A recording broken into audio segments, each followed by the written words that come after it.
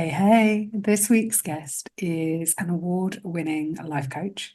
Is highly regarded for his energy, wisdom, and insights as a speaker.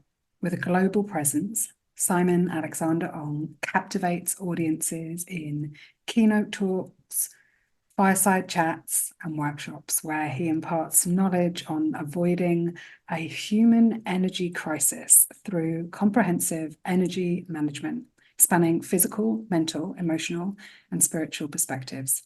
Simon firmly believes that when it comes to happiness and productivity, energy truly is everything. By unlocking the art and science of energy management, Simon equips his audiences with the tools to live each day with heightened energy levels, enabling them to transform their lives and careers. This episode is a re-release of an episode that we recorded many, many years ago. This episode is actually from March 2019, and Simon's book, Energize, was published by Penguin in 2022. He's also had a daughter since then. And in the Patron part of the episode, I'm going to be diving a little bit deeper into those shifts and changes and sharing some behind the scenes stuff that may be helpful for you in your own energy management. For now, please enjoy this re-released episode where we look back at the one about the power of coaching. You are listening to Adulting with Ebonie. Season 7 brings together neurodiversity, human design and embodiment so that Gen X or millennial misfits and late diagnosed neurospices become empowered, embodied and fully expressed. This is the show where I actively encourage you to feel your feelings rather than think them. Glow up, not grow up, and become full of yourself. Because who the fuck else should you be full of? Each week, I have real and raw conversations about what it takes to be fully resourced and have happy, healthy, intimate relationships as a dopamine-deficient adult wanting to create a better future by being the change that you want to see in the world. I am your host, Ebonie Allard, aka Ebonie Alchemy, a late diagnosed ADHDer, combined type and Asperger's in case you like specifics, artist, mystic, and self-actualization facilitator. I'm an international award-winning multiple brain integration technique master coach with special interest in embodied human design for neurodivergence. I've been in the personal development, creativity, and entrepreneurship spaces all of my life. And as a 5'2" emotional manifesting generator with a left angle cross of distraction, I am here to help you know what to trust and what to tune out. Each week, I share relatable, practical ways that mean you get to take less responsibility for more reward and safely remove your camouflage for more belonging, acceptance, and fulfillment. Ready? Let's go.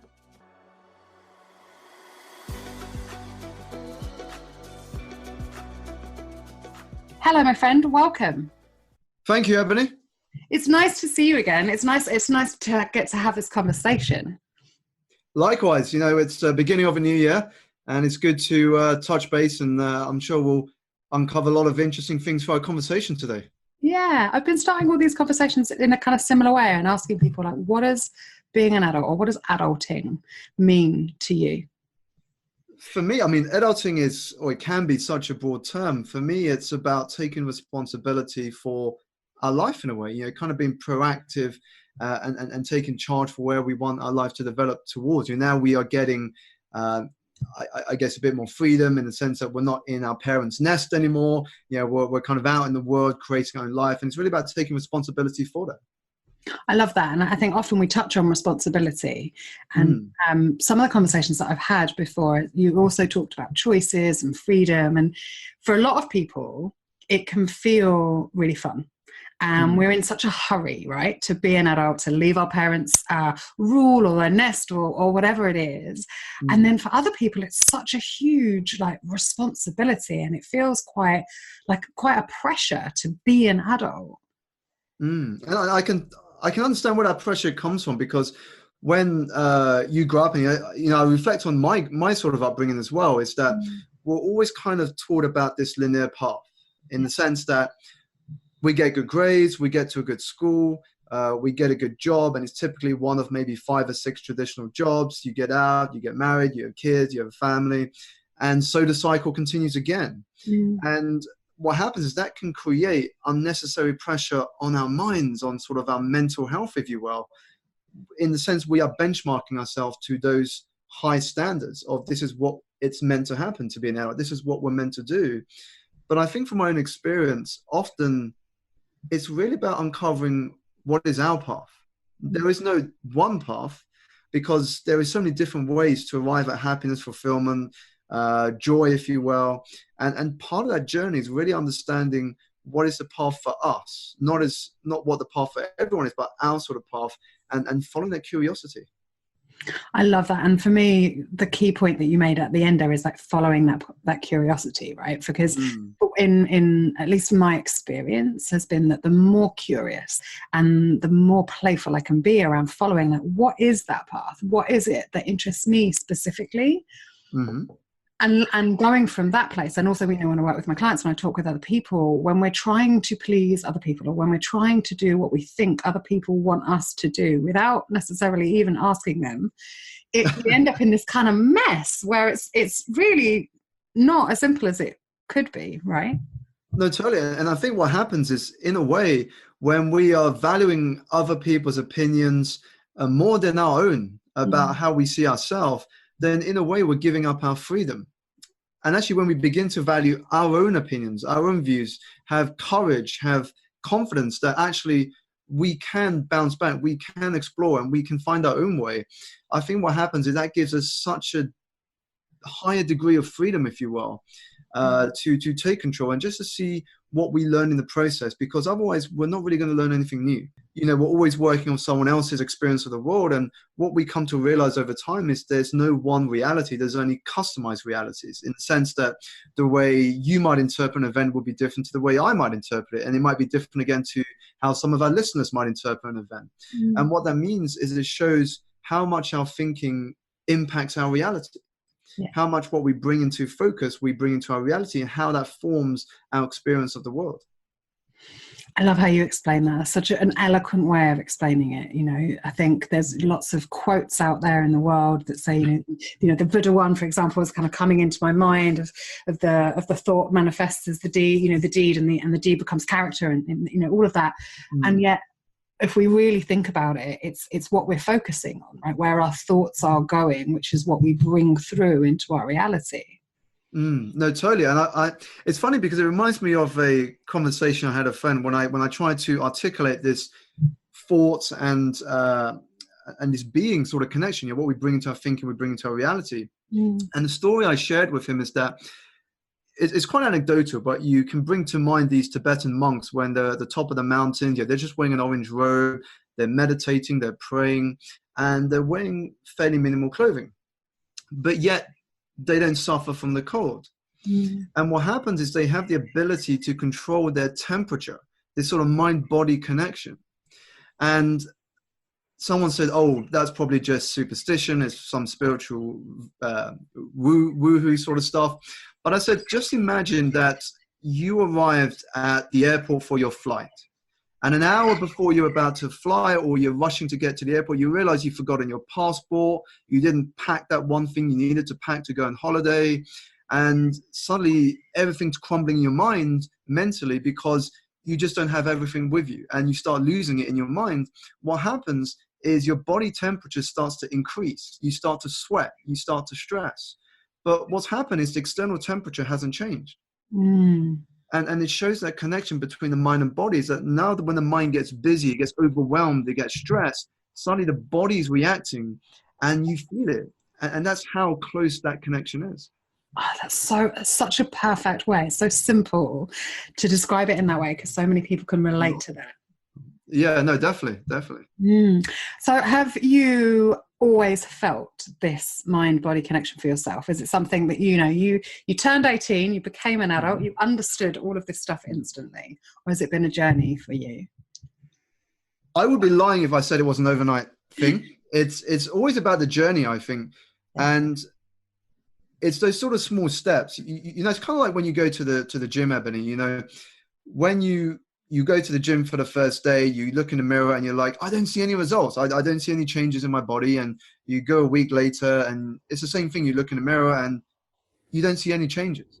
But what happens is over the months, over the years, suddenly you look in the mirror again and you're like, wow, look at the transformation.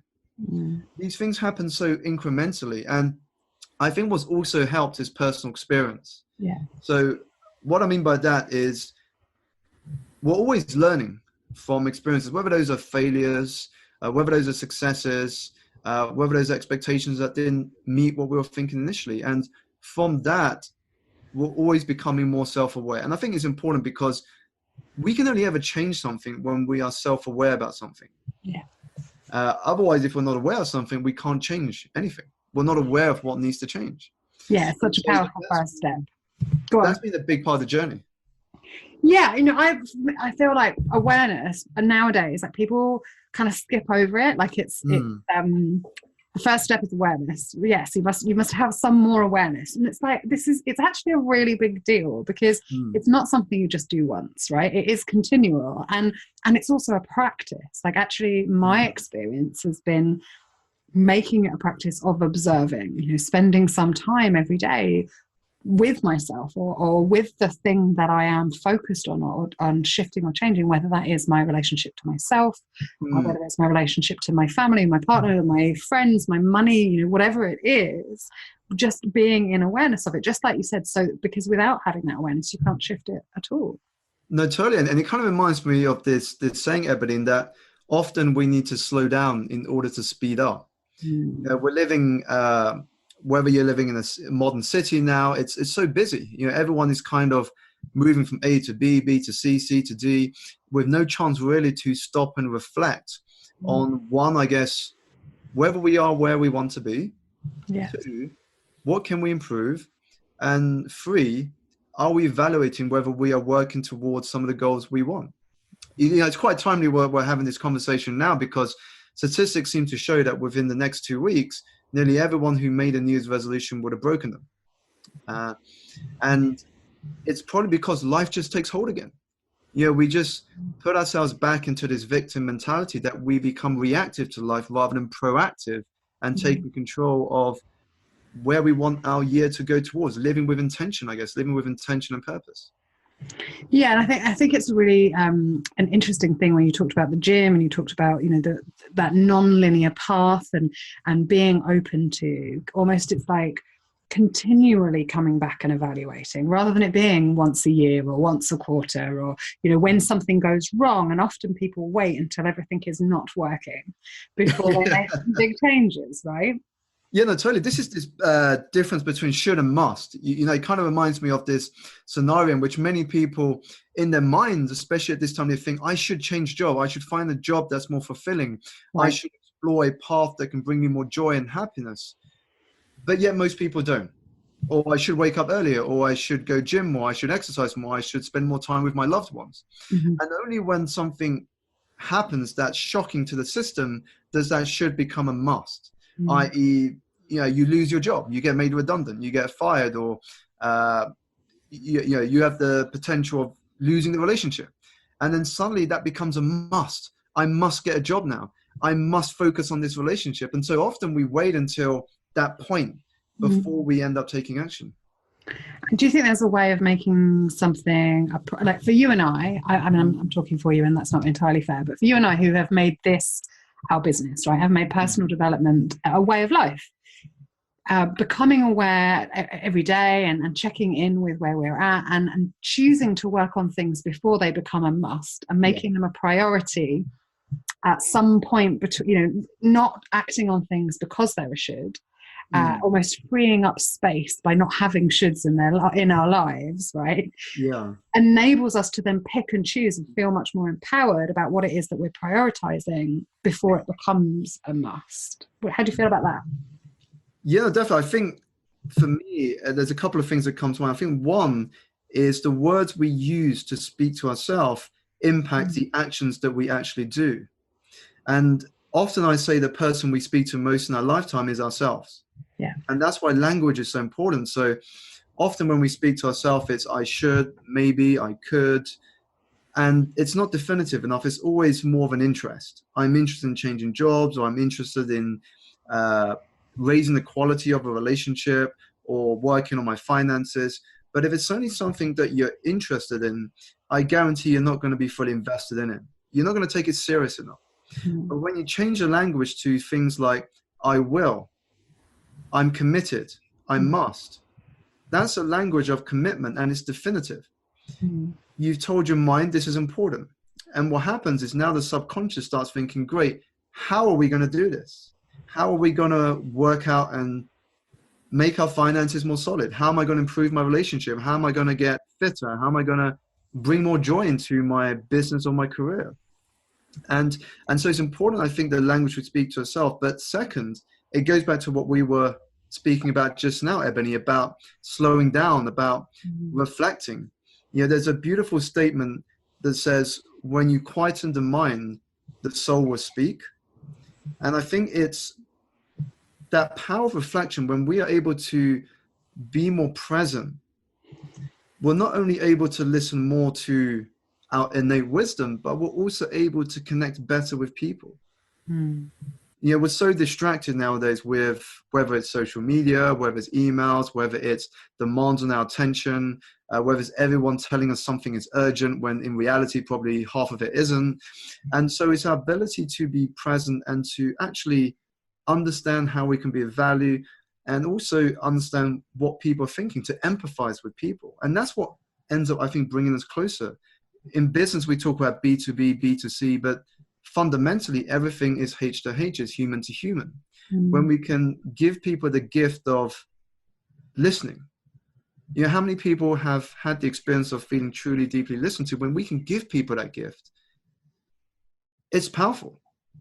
It's powerful, not only for our connection, but also for our understanding of people. And it makes us not a better person, but also better leaders, and also aware of what we can do to continue to improve. So I think those two things come to mind on the back of what we're discussing there, Ebonie. Yeah. I really like that idea of, slowing down and creating space in our relationships. My clients will have heard me use this analogy a lot. I often talk about matrix time. So, that bit in the matrix where Neo is, and I age myself terribly because a lot of my clients are now like, what? You what? The matrix? Whatever. But there's a bit in the matrix where there are lots of bullets flying at Neo, and he's slowed down the space between him and everything that's flying at him so that he can catch a bullet midair and drop it. And I often say, some of the work that we're doing here, it isn't about creating a different system or a strategy or honing your message or getting a different offer out there. Often it's about creating space in your reality so that you can actually see and feel what's going on, and allow that inner and innate wisdom, your intuition, if you like, to guide you as to what is urgent and what is important, and what you can actually set a boundary around or declutter or say no to continue to have the kind of space that makes your life easy and comfortable and enjoyable. Totally. It's all about understanding us, I think, that core of who we are. And I think a lot of that comes from a place of identity. A lot of people, when they begin the year or try something new, it comes from a place of doing. I'm going to go gym 3 times a week. I'm going to do this next week. I'm going to do that. And a lot of doing things requires willpower. You almost feel like you have to push yourself to do something. Yeah. But if we can transition to a place of identity, and I think identity is very fluid. The identity of who we are today, I'm sure, is very different to where we were 5 or even 10 years ago. Identities can be fluid, but when we know who we are and what we want to stand for, then our choices become made. If you see yourself as, I don't know, a world-class athlete, then you're not going to choose McDonald's over healthy cooking that will allow you to be at your prime, and your nutrition helps you to be at the peak condition. So your choice is already made. And so it's understanding what you want to stand for and the identity of who you want to be first, and kind of everything then follows from that. And I don't know if you've seen the film Inception, Ebonie. Yes, I have. So this film by Christopher Nolan with Leonardo DiCaprio as the main character, in which he tries to do inception on this guy to plant an idea, if you will, in his subconscious, so he feels that he owns it. Mhm. And I remember getting asked a question at a conference I was speaking at by someone in the audience that said, Simon, can you explain how your coaching works? Because it's quite abstract. Yeah. I don't really get the concept of coaching. And first of all, I said, it's kind of like close-up magic, in the sense that if I describe to you a magic trick, you can't really connect with it. Yeah. However, if a magician came into the room right now and did a magic trick in front of you live, your mind would be blown. You'll be, wow, how did you do that trick? Mm. And what's happened, it creates an experience in that moment. And coaching is like that. It's an experience. Difficult to often describe, but it's something that has to be experienced in that moment. And then it led me on to Inception, because I thought this was a great way to illustrate how it works. So I said, often someone might come to me and said, this is my problem, this is my issue, and that's kind of their reality. But our job as coaches is really then to unravel that, unpackage that, and to go deeper. So kind of instead of dream within a dream, we go layer beneath a layer beneath a layer, all the way down to limbo, so we can kind of see who they really are beneath all that noise, beneath all that sort of conditioning, if you will, that's been there for years, maybe decades. And when we understand what the world is at its core, we can begin to bring them back up the layers, but by planting new seeds, igniting different imaginations or possibilities. So when they get back out, reality is not changed, but the way they see their reality has completely transformed. Such a good analogy. Such a good analogy. I think it's, I find using words to describe something that we feel is really difficult. It's a shift, and it's why very often you have to experience it to truly understand, and to experience it and truly understand how powerful you can be and how powerful a coaching relationship can be. You have to take a risk. You have to say yes when you are stepping into something that you haven't yet experienced. And I think if we bring that back to adulting, and like this idea of for me, being a kick-ass and kind adult in this modern world is really about showing up and coming from kindness, coming from compassion for all things, including ourselves, right? No, totally. It's what you said about risk, Ebonie, and about sort of being brave to sort of take things forward. It reminds me of, I went to this conference where Richard Branson spoke. He was launching his latest book, Finding My Virginity. And one of the most important tips he gave to new people starting out in business, or trying something they've never done before, is he said to begin before you're ready. And the reason he said that is because there is no such thing as ready. There is no such thing as the perfect moment, or when everything is just the way you want it. He said, when I launched the Virgin Atlantic, I didn't know everything there was to know about planes.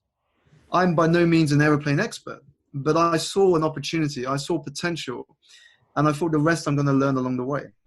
And it's that ability to trust that you have enough to get started, and whatever else you will need will come to you as you build that momentum. And on risk, one of the things I felt, and especially looking at my own journey, I'm sure you can relate to this as well, Ebonie, is that it's very difficult for any one of us to fulfill our full potential in life if we're not willing to take any risk at all. If we're not willing to take any risk, it's impossible to fulfill our potential.